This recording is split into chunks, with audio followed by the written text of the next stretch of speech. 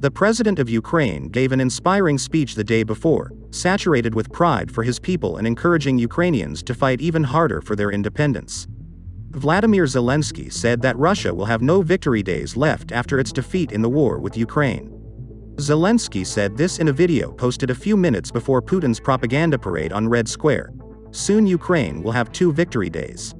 And some people won't even have one left. Addressing the great people of mighty Ukraine, President Zelensky accused Putin of repeating the terrible crimes of Hitler's regime.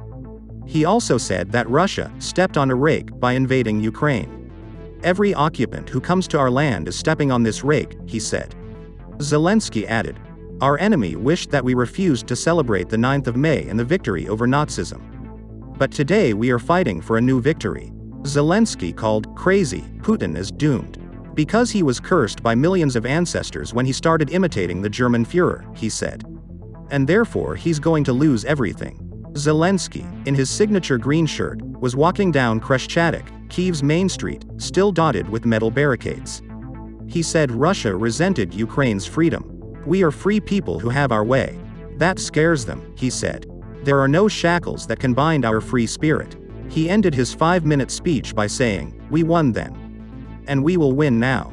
Glory to Ukraine." The country celebrated its 3rd decade of freedom from the Soviet Union with a military parade on Khreshchatyk on August 24. Zelensky said that Russia behaved like a pretend friend, which is worse than an insidious enemy.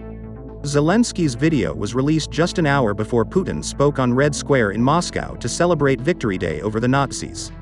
Russia had hoped to use the May 9th celebration to promote its achievements in Ukraine.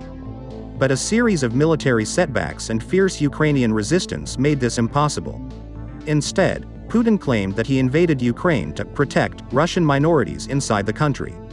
He also accused the West of conspiring to invade Russia. But the Kremlin leader stopped short of what many feared, a formal declaration of war against Kyiv. This would have allowed him to mobilize Russian military reserves and bring in more civilians to escalate hostilities across the border. A planned flyby of his doomsday nuclear rescue plane was also cancelled at the last minute, reportedly due to a breakdown.